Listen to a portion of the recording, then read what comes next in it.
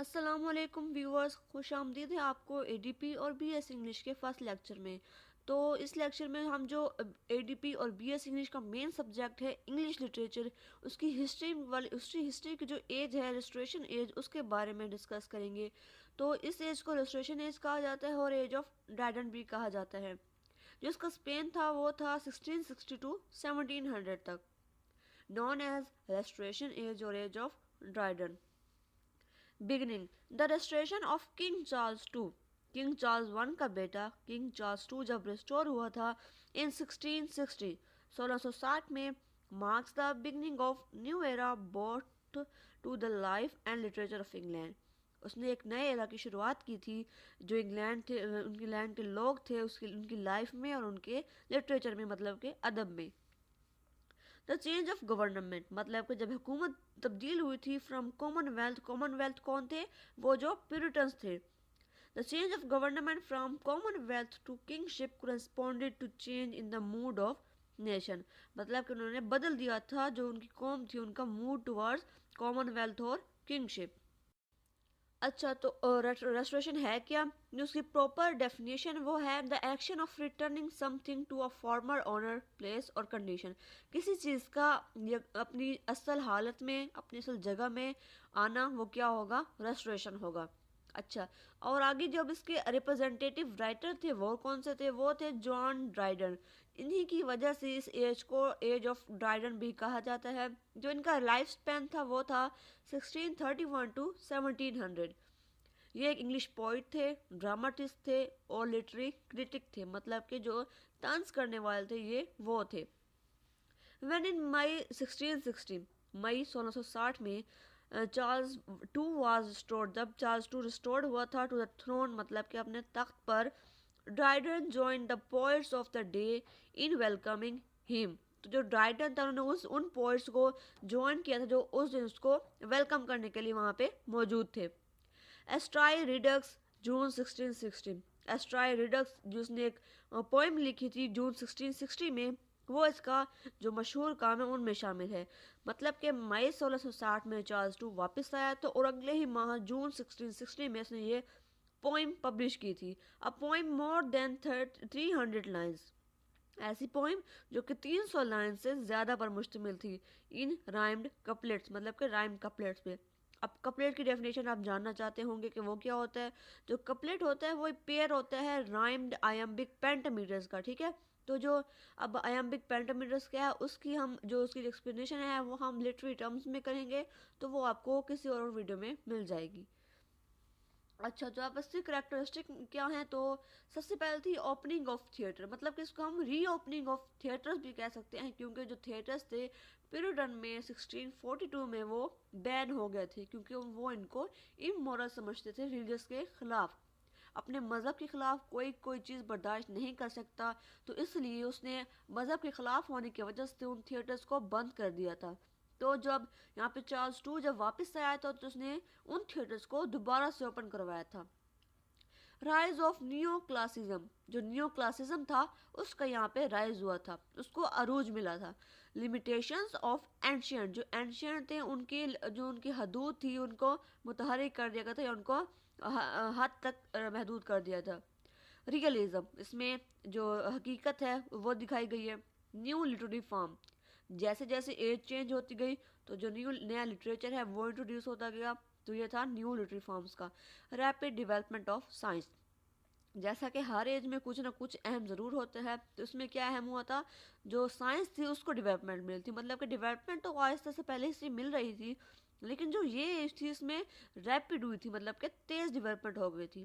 Establishment of Royal society, تو جو Charles to تھا وہ فرینچ سے آیا تھا اور فرینچ کے لوگ وہاں پہ بہت ہی امیر اور شرفا ایسٹوکریٹ ہوتے تھے، تو اس نے یہاں پر آ کر بھی ویسی ہی سوسائٹی قائم کرنا شروع کر دی تھی۔ رائل سوسائٹی مطلب کہ جو شان و شوکت والی سوسائٹی تھی وہ بن گئی تھی۔ آبجیکٹیوٹی، جس کا مین پرپس تھا وہ تھا ریشنیلٹی ان لٹریچر، لٹریچر میں جو ریشنیلٹی اس نے وہ انٹروڈیوس کروائی تھی، اس کو آبجیکٹیوٹی تھی۔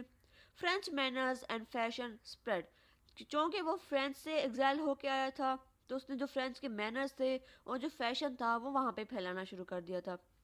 رائز آف پولیٹیکل پارٹیز، مطلب کہ جو یہاں پہ سیاسی جماعتیں تھیں ان کا رائز ہوا تھا. جو دو سیاسی جماعتیں تھیں وہ تھی ونگز اینڈ ٹوریز، یہ دو تھی. تو جو ونگز تھی وہ تھی ریسٹوریشن کے حق میں. ان کو اچھا لگا تھا کہ جو ہمارا ملک ہے تو یہ ریسٹور ہونا شروع ہوا تھا. ان کو اچھا لگا تھا کہ چارلس ٹو واپس آ گیا.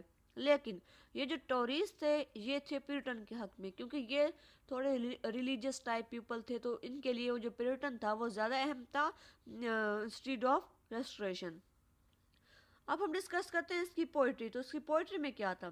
Poetry, the poetry of this age is formal. Formal کیا ہوتا ہے؟ جو روزمرہ کی عام زندگی کے متعلق ہوتا ہے، نہ کتنا بڑھا چڑھا کے، نہ اتنا وہ اپنے کنگ کی خوش آمد کرنے کے لیے نہیں تھا، بلکہ جو عام لوگ ہوتے ان کی زندگی میں تھا. انٹلیکچوئل تھی اینڈ ریئلسٹک. ریئلسٹک کیا ہوتا ہے؟ ریئلسٹک وہ ہوتا ہے جو حقیقت پہ مبنی ہو، مطلب کہ اس میں حقائق تھے، نہ کہ کوئی امیجنیشن تھی، کچھ بھی نہیں تھا، بس حقائق تھے. فوکس آن فارم، اس کی بناوٹ پہ اس کا زیادہ فوکس تھا انسٹیڈ آف سبجیکٹ.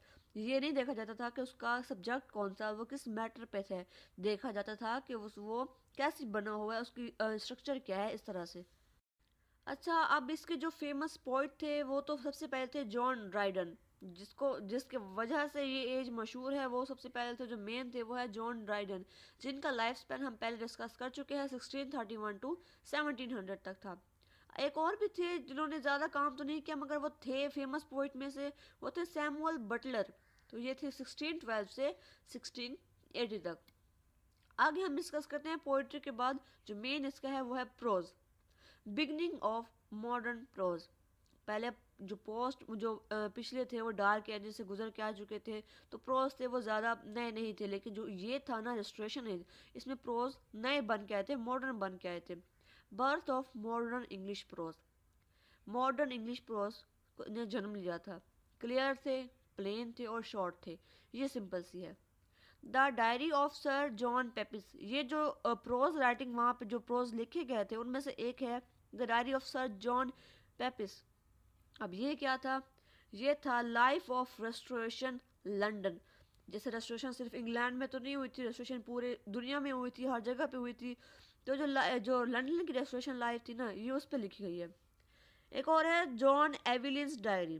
اب یہ کیا تھی؟ یہ تھی آئی آن دا پبلک، مطلب کہ جو وہاں پہ لوگ تھے وہ کیسے کام کرتے تھے، ان کی لائف کیسے گزرتی تھی، تو یہ ان پہ مبنی تھی. آگے ہے ریسٹوریشن ڈراما، جو کہ اس کا لاسٹ آبجیکٹیو ہے. ریسٹوریشن ڈراما اس میں کون سے تھے؟ اس میں تھا heroic tragedy, comedy of manner. یہ دو مین جو اس کے تھے ڈراما تھے وہ یہاں پہ بتائے گئے ہیں. اچھا، تو جیسا کہ ہم پہلے پڑھ چکے ہیں کہ رائل سوسائٹی جو کریکٹرسٹکس میں تھی کہ رائل سوسائٹی قائم ہوئی تھی. تو جو یہ دو ڈرامے تھے نا اس میں بھی جو کریکٹرز تھے وہ رائل ہی دکھائے جاتے تھے، ایرسٹوکریٹ تھے، وہ رائل تھے، وہ ریچ تھے، ان کے پاس پیسہ تھا. تو وہ جو کریکٹرز تھے وہ اس طرح سے دکھائے گئے تھے، پیسہ اڑانا یا ان کی عیاشی اس ٹائپ کا وہ دکھایا گیا تھا.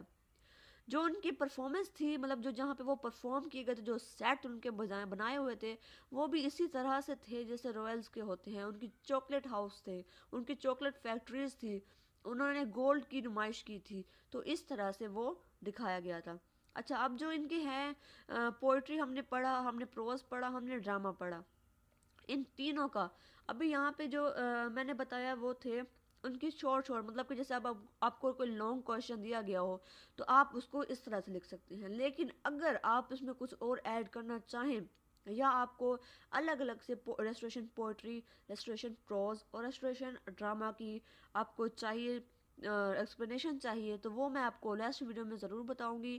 اس سے پہلے آپ جو اس ویڈیو کو لائک کر دیں، شیئر کر دیں، کمنٹ کر دیں اور چینل کو سبسکرائب کر کے بیل آئیکن کو دبانا مت بھولیں تاکہ جو نئی ویڈیو ہیں آپ کو اس کا نوٹیفیکیشن ملتا رہے.